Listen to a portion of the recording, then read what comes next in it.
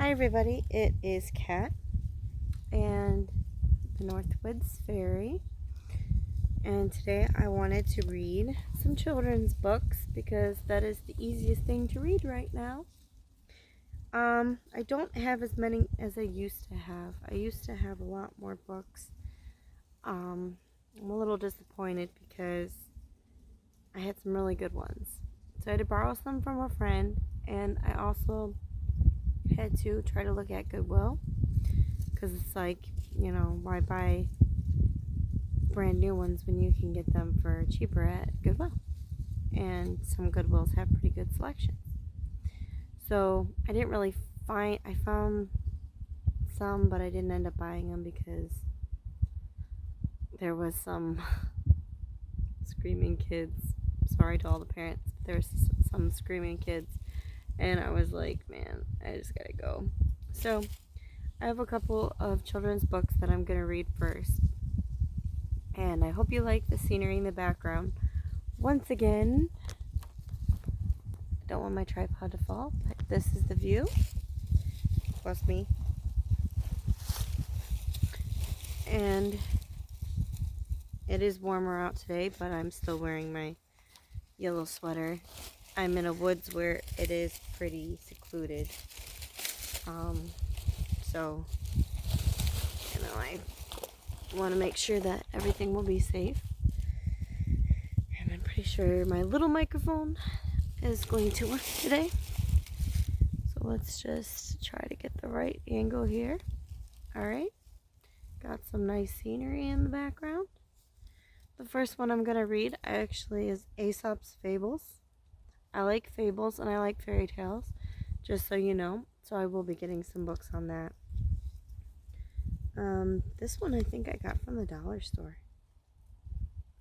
I like the dollar store too. So, anyways, these are really short stories, but they have like a deeper meaning to them.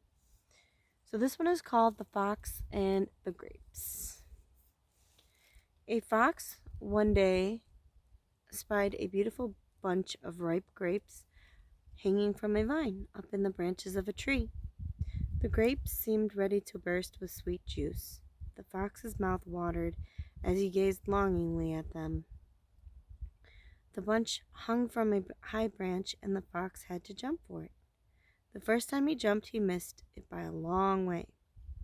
So he walked off a short distance and took a running leap at it. He fell short once more. Again and again he tried, but each time he could not reach the grapes. Now he sat down and looked up at the grapes in disgust. "What a fool I am," he said. "Here I am wearing myself out to get a bunch of grapes. They are not worth my effort. I am sure they are sour."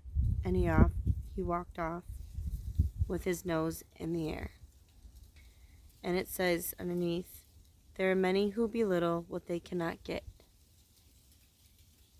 That's a good point. He couldn't get the grapes, so he belittled them. Wow.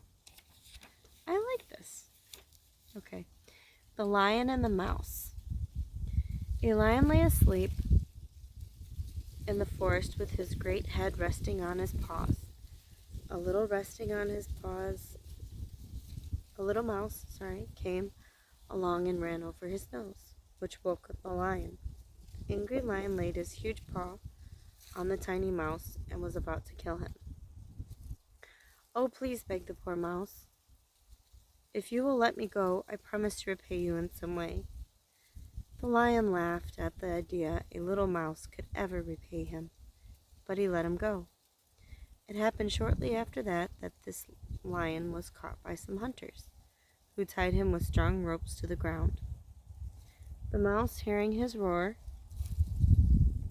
came and chewed through the rope with his teeth and set him free. "Was I not right?" said the little mouse. "Little friends may prove to be great friends." So maybe referring to, don't underestimate who you choose as your friends. If they're unpopular, if they're an animal, pet friend, things like that. So, The Crow and the Pitcher.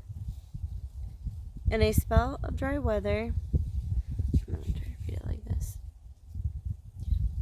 In a spell of dry weather, when the birds could find very little to drink, a thirsty crow found a pitcher with a little water in it. But the pitcher was high and had a narrow neck. No matter how he tried, the crow could not reach the water. He felt as if he would die of thirst. Then an idea came to him. Taking up some small pebbles, he dropped them into the pitcher one by one. With each pebble, the water rose a little higher. The crow kept dropping in pebbles until at last the water was near enough to the top so that he could drink. And the moral of this is, a good use of wits may help you out. The next one is the dog in the manger. A dog was asleep in a manger filled with hay. He was awakened by the cows, who came in tired and hungry from working in the field. The dog leaped up and would not let the cows get near the manger. He snarled and snapped at them and says, as if to say, "This is mine." The cattle looked at the dog in disgust. "How selfish is he," said one. "He cannot eat the hay, and yet he will not let us eat it." When the farmer came and saw how the dog was acting, he took a stick and drove him out. And the moral of this story is, why keep and deny to others what you cannot enjoy yourself? Why keep and deny to others what you cannot enjoy yourself? That's a good point. The tortoise and the hare. This is a very popular one. A hare was making fun of the tortoise one day for being so slow. "Do you ever get anywhere?" he asked with a laugh. "Yes," said the tortoise, "and I get there sooner than you think. I'll run you in a race and prove it." The hare was amused.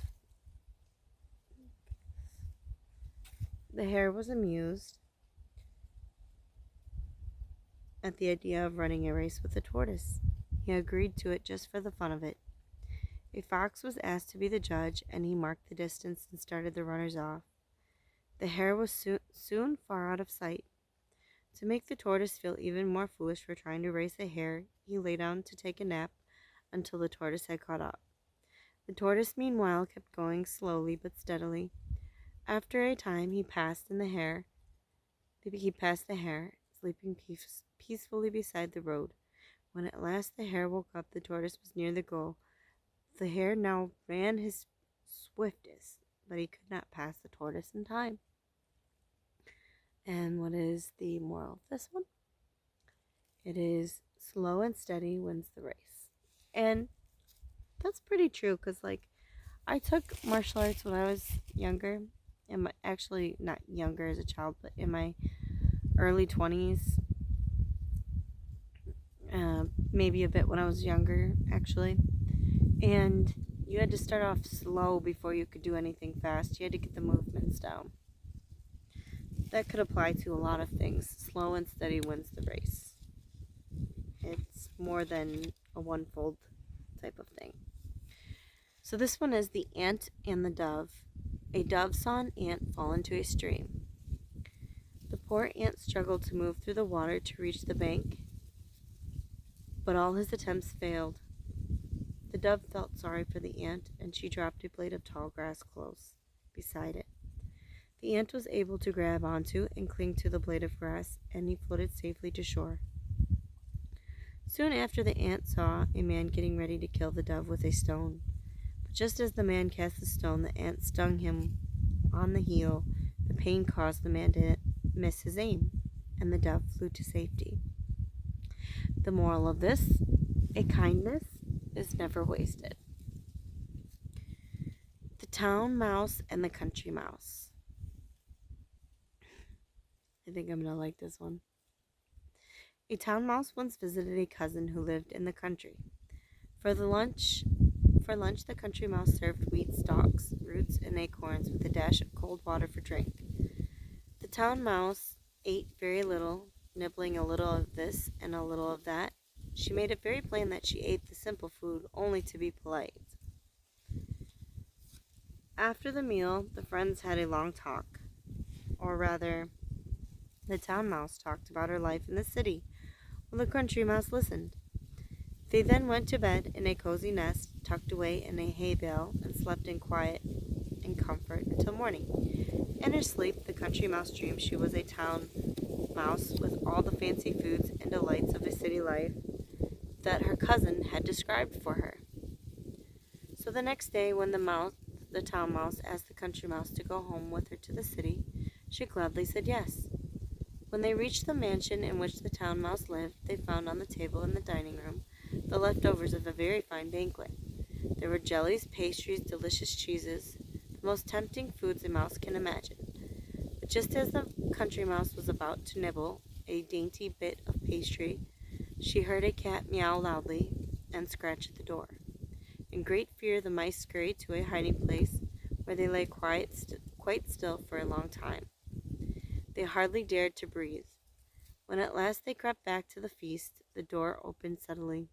In came many servants, followed by the big house dog. The country mouse. Make sure this is steady. Sorry, guys. Just gotta look around and make sure that my tripod is good. The country mouse stopped in the town mouse's den only long enough to pick up her carrying case and umbrella. You may have rich foods that I have not, she said as she hurried away, but I prefer my plain food and simple life in the country, with the peace and safety that go with it. I grew up in a city, and I love the country. I miss some of the city, but I love the country.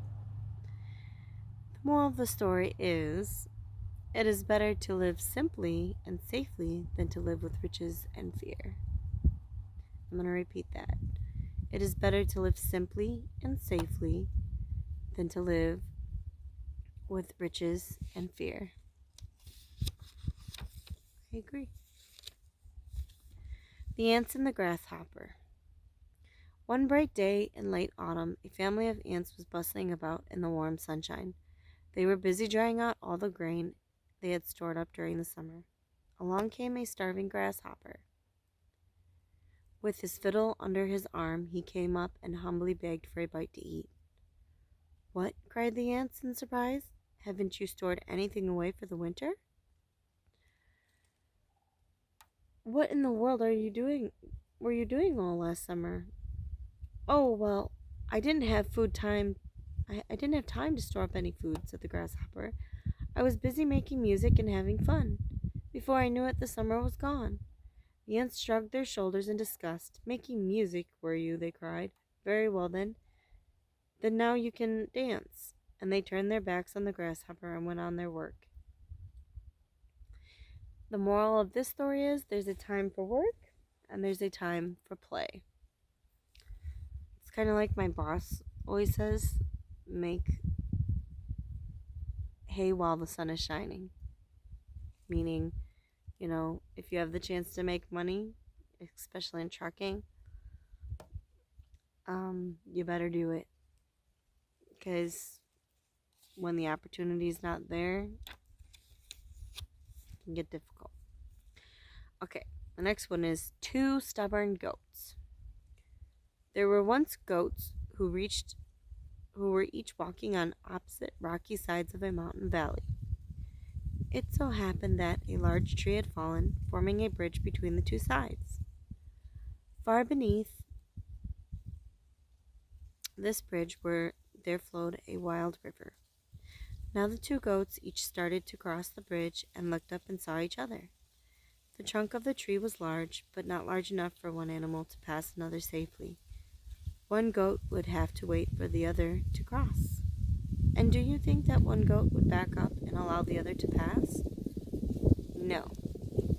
These goats were both too stubborn.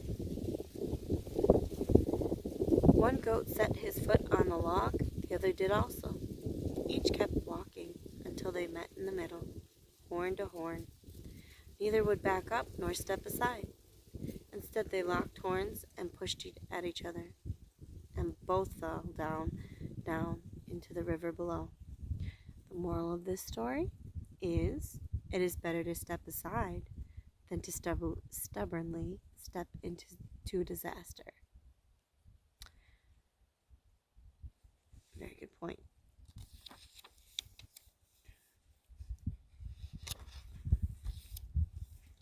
The peacock's tail. The peacock, they said, did not at first have the most beautiful feathers he has now. It seems that there was a time when the peacock begged Juno, the queen of the gods, for a rich train of feathers grander than any other bird. Juno granted his request. With this new gleaming tail of green, gold, purple, and blue, he strutted around proudly among the other birds. All who saw him envied him, which pleased the vain peacock greatly. The peacock then saw an eagle soaring high up in the sky. "Ah," said the peacock, "how amazing! I will look when I fly with my new robe of feathers." Lifting his wings, the peacock tried to rise from the ground, but the weight of his magnificent train held him down. Never again could he fly up to greet the first rays of the morning sun or the rosy clouds at sunset. Instead, he would have to walk around the ground with his long, heavy tail of beautiful royal feathers. What's the moral of this? Gain of riches can also bring loss of freedom. Interesting. I've never heard that one.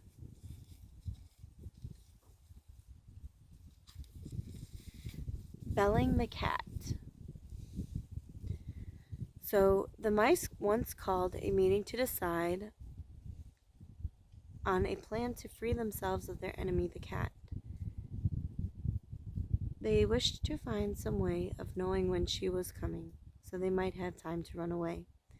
Indeed, something had to be done, for they lived in constant fear of her claws. The mice hardly dared to stir from their dens by night or day. Many plans were discussed, but none of them was thought good enough. At last a very young mouse got up and said, "I have a plan that seems simple, but I know it will work. All we have to do is hang a bell around the cat's neck. When we hear the bell ringing, we will know immediately that our enemy is coming." All the mice were surprised that they had not thought of such a plan before. But as they clapped and rejoiced, an old mouse arose and said, "I will say that the plan sounds very good, but let me ask one question. Who will bell the cat?" So the moral of this is, it is one thing to say that something should be done, but quite a different matter to do it. So it's easier said than done. The Fox and the Crow. One bright morning, a hungry fox was following his sharp nose through the forest in search of a bite to eat. He looked up and saw a crow on a branch of a tree overhead. This was by no means the first crow the fox had ever seen. What was different about this crow was that the lucky crow held a bit of cheese in her beak. "No need to search any further," thought the sly fox. "Here's a tasty bite for my breakfast." Up he trotted to the foot of the tree. He looked and smiled, saying, "Good morning to you, beautiful lady." The crow cocked her head to one side and watched the fox. She did not trust foxes, so she kept her beak tightly closed on the cheese and did not say good morning.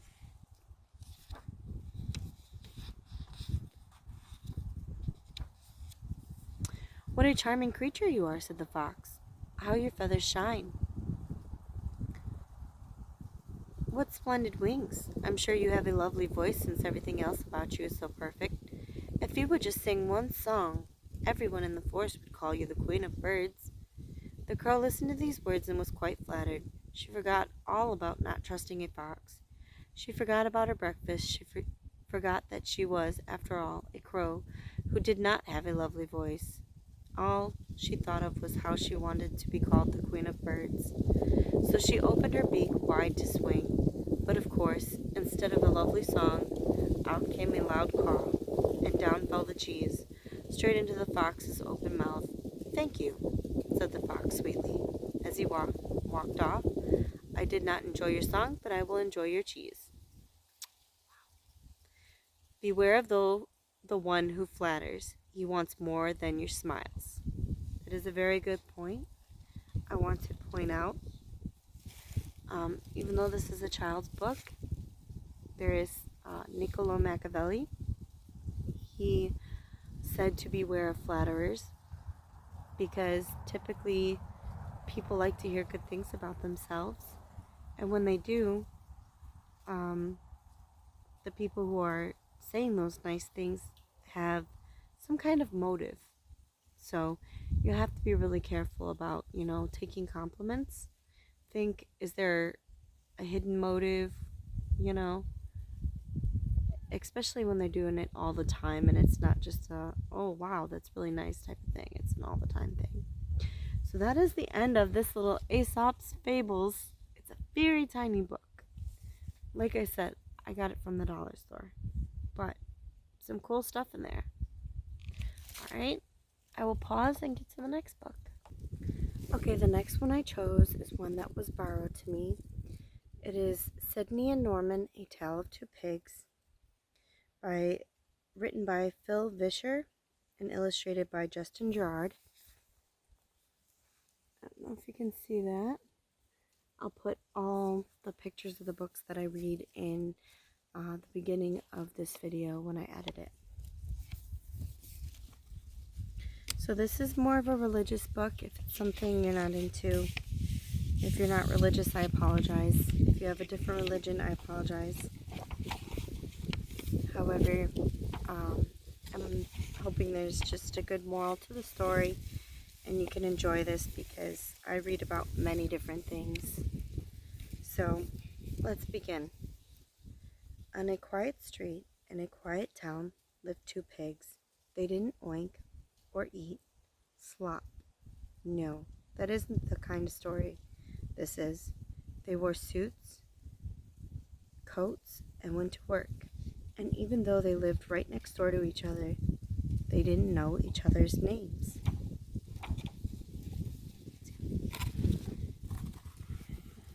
Sun's kind of blocking it, but there's a pig and there's a pig. They live next door, but they don't know each other.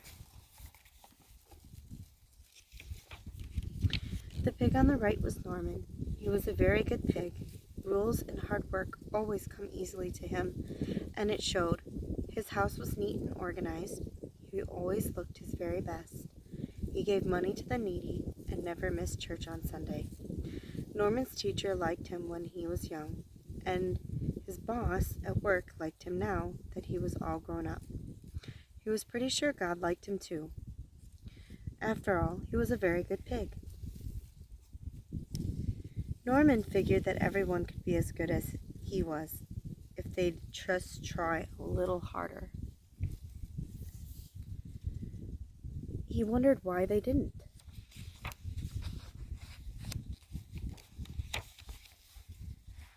The pig on the left was Sidney. Things did not come quite as easily for Sidney. Rules and systems and schedules seemed, well, a bit slippery.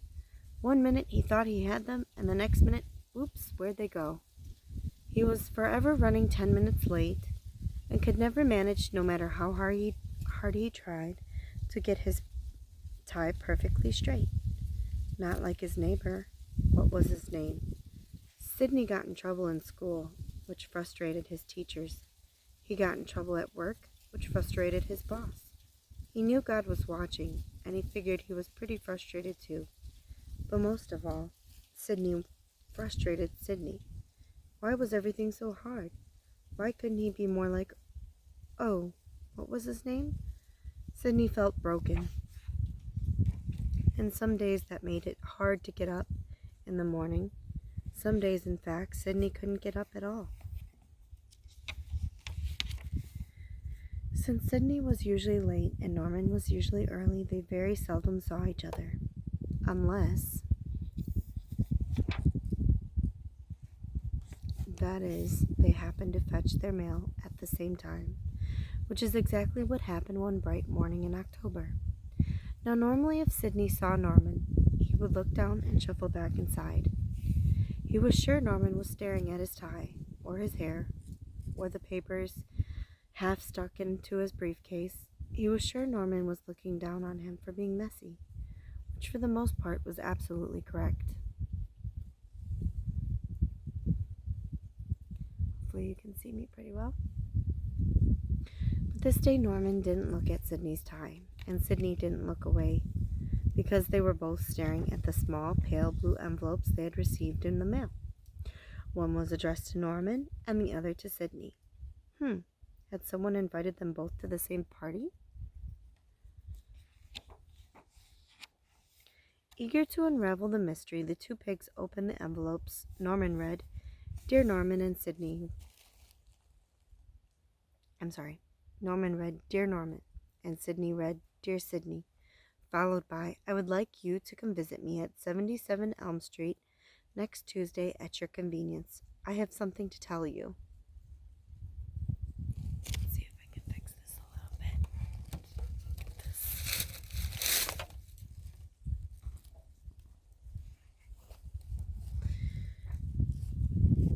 They both glanced at the bottom of the page, read sincerely, God. Sidney and Norman reread the invitations several times to make sure they had read them correctly. God wanted to talk to them on Tuesday on Elm Street? Okay, it's going to be backwards, but as you can see, there's the two letters.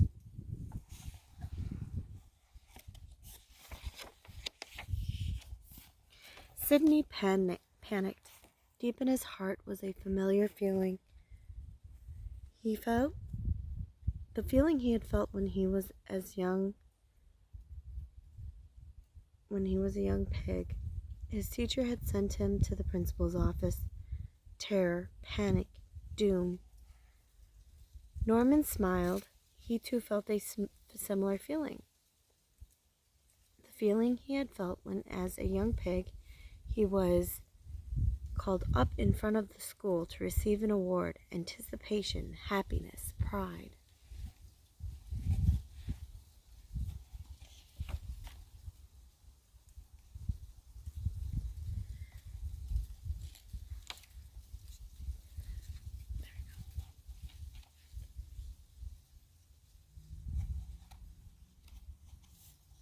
Turn the page here. I'm going to try to talk very gently now. Sidney taped the invitation to the inside of his front door so he wouldn't lose it. Norman entered the date neatly in his date book. Both pigs had trouble sleeping that night for very different reasons. Tuesday came. Norman awoke early, dressed, and headed down the street with the pale blue envelope firmly in hand. Just waking up, Sidney saw him pass by the window and rushed for the shower. Norman walked tall and proud. Others on the street noticed he looked a bit taller and more than a little puffier than usual that morning. His hair was neat and his tie was extraordinarily straight, much straighter than anyone else's on the street. God would certainly be pleased. Norman found the address and went inside. Greeting the woman at the front desk with his important voice, she directed him down a long hall, through a heavy wooden door, into a large room where he found God sitting behind an immense desk. The sight made Norman nervous, but then he thought, what did he have to be nervous about? He was a good pig.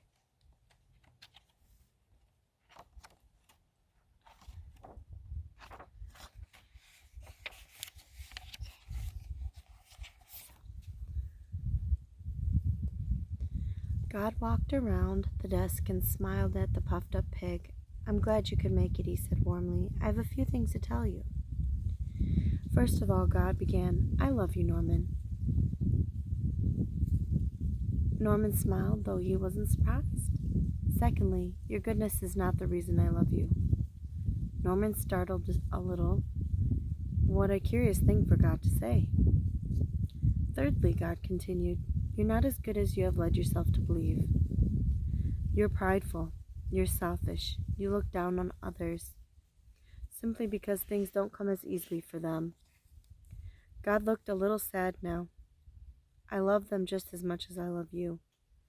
Don't look down on those I love. Then God smiled and returned to his desk. That is what I needed to tell you. Norman swallowed hard. That was the award? That was the commendation? Confused, he turned and ran down the hall, past the front desk, and back out onto the street. His head was spinning. He felt dizzy. Was God finding fault with him? He was a good pig.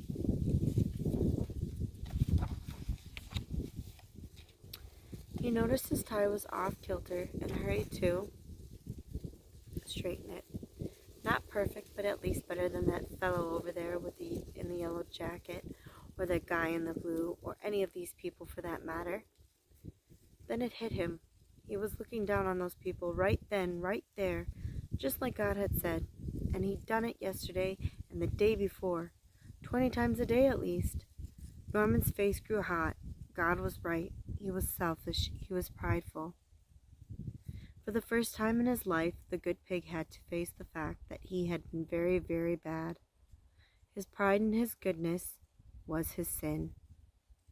He buried his face in his hands and hurried home, tears splashing in his neat gray suit.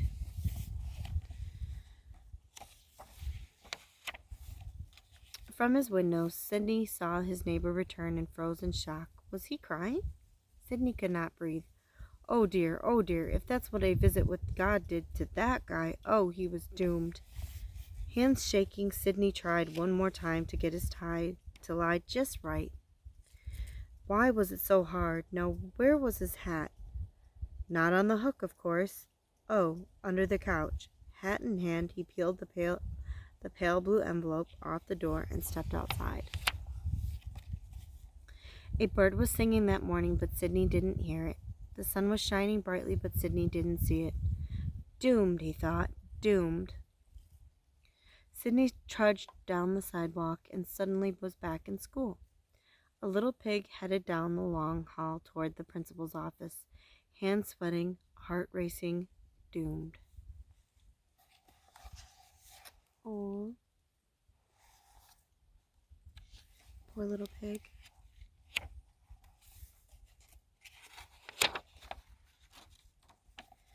He'll see through me, Sidney thought as he turned onto Elm Street. My messes, my mistakes, everything. And then he was there. Though he had walked as slowly as he could, he was there. Sidney stepped inside. He tried to say something to the woman at the front desk, but found he couldn't speak. She smiled and motioned him to a heavy wooden door down the hall. He gulped. A few moments later, he stood before the door. He wanted to run away. He wanted to hide, but there was no place to go, and nothing to hide behind. So, hat in hand, he pushed open the door and slipped inside. And there behind the desk was God. Sidney gulped again. I'm glad you could come, God said, smiling. Sidney tried to respond but couldn't make a noise. I want to tell you something, God continued as he came around the desk. Sidney glanced around nervously. Maybe if he apologized? First of all, God began, I love you. Sidney startled, surprised.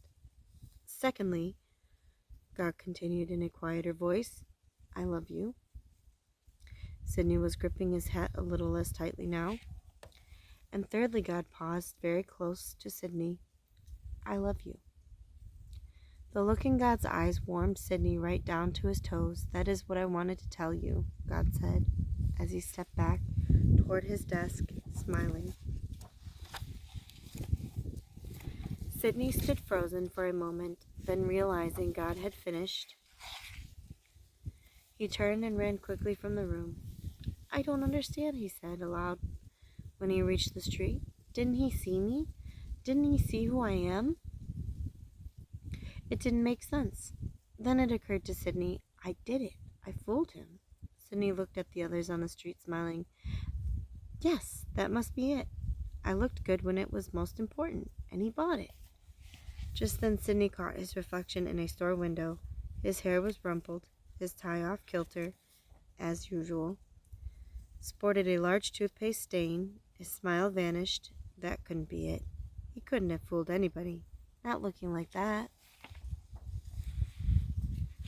Sidney was confused. There was only one other possibility, that God just loved him. Exactly like he was, messes and all. Sidney felt the warmth and he had seen in God's eyes welling up inside of him again. The others on the street would later talk about the small, messy pig they saw that day that appeared to be, well, glowing. All the way home, Sidney looked for the words to tell everyone what he was feeling, but all he found were tears. Happy tears. Lots of them.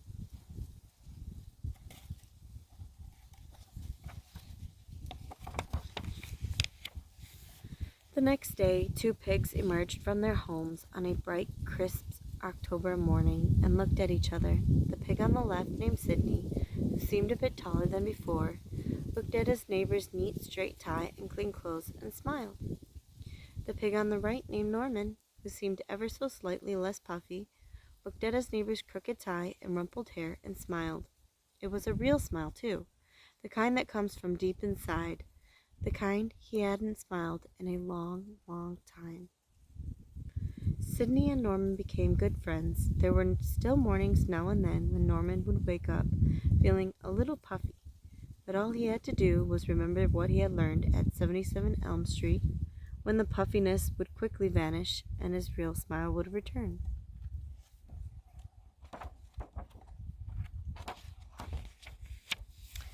And as for Sidney, he still had his share of messes, though not as many as before, and there were still a few days when he wasn't quite sure he could get up in the morning.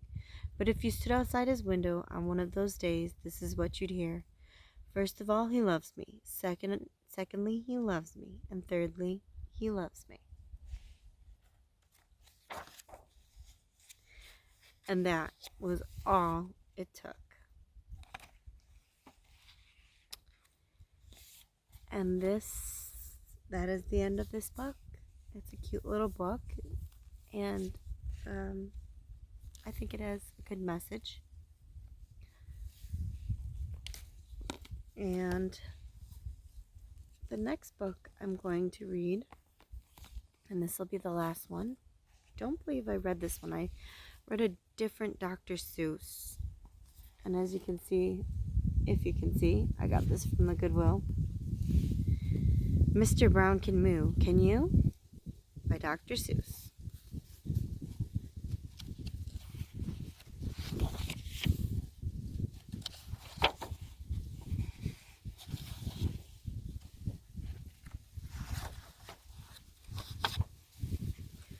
Oh, the wonderful things Mr. Brown can do. He can go like a cow. He can go moo moo. Mr. Brown can do it. How about you? He can go like a bee. Mr. Brown can buzz. He can go like a cork. Pop, pop, pop. He can go like a horse feet. Clap, clap, clap. He can go eek, eek, like a squeaky shoe. He can go like a rooster. Cock-a-doodle-doo. He can go like an owl. Hoo, hoo, hoo. Eek, eek, eek, eek. Cock-a-doodle-doo. Hoo, hoo, hoo. How about you? He can go like the rain. Dibble, dibble, dibble, dop. Dibble, dibble, dibble, dop, dop, dop. He can go like a train. Choo, choo, choo, choo. Oh, the wonderful things Mr. Brown can do. Moo, moo, buzz, buzz, pop, pop, pop. Eek, eek, hoo, hoo. Clap, clap, clap. Dibble, dibble, dop, dop. Cock-a-doodle-doo. Mr. Brown can do it. How about you?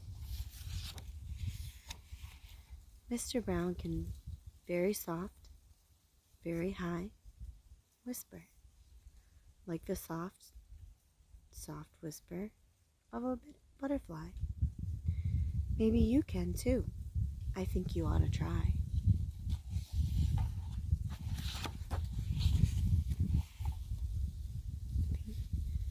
The sun is obviously going down, but not down yet, just changing. He can go like a horn. blurp, blurp, blurp. Like a big cat drinking, slurp, slurp, slurp. He can go like a clock, he can tick, he can talk. He can go on like a hand on a door, knock, knock, tick tock, knock, knock, knock. Oh, the wonderful things Mr. Brown can do. Blurp, blurp, slurp, slurp, cock-a-doodle-doo, knock, knock, knock, and hoo, hoo, hoo. He can even sizzle, sizzle, sizzle. He can do that too, like an egg in a frying pan. How about you? Mr. Brown is smart as they come. He can do a hippopotamus chewing gum. Grum, grum, grum, grum, grum.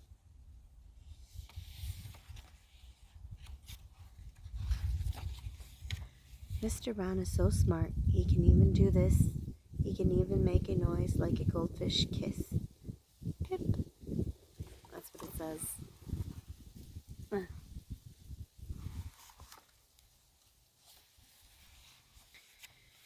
Boom, boom, boom. Mr. Brown is a wonder. Boom, boom, boom. Mr. Brown makes thunder. He makes lightning splat, splat, splat. And it's very, very hard to make a noise like that. Oh, the wonderful things Mr. Brown can do. Moo, moo, buzz, buzz, pop, pop, pop, eek, eek, hoo, hoo, clap, clap, clap, dibble, dibble, dab, dab, cock-a-doodle-doo, grum, grum, grum, chew, chew, chew, boom, boom, splat, splat, tick, tock, tock, tick, tick, tock, sizzle, sizzle, blurp, blurp, knock, knock, a slurp and a whisper, and a fish kiss too. Mr. Brown can do it. How about you?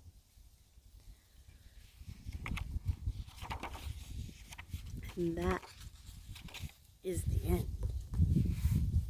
That's Mr. Brown. So guys, I know I didn't read very quietly. Hopefully I read in a decent tone. Please feel free to like, subscribe, and comment. Give me some feedback on whether you liked it or not. Some constructive criticism would be great. Honestly, I worked really hard on this, and I would love to hear from you. So that is it for the children's books today. And next I will be reading an adult book. I'm not sure which one, and I also have a meditation that I'm going to try to do through the woods. Okay? Thanks for watching.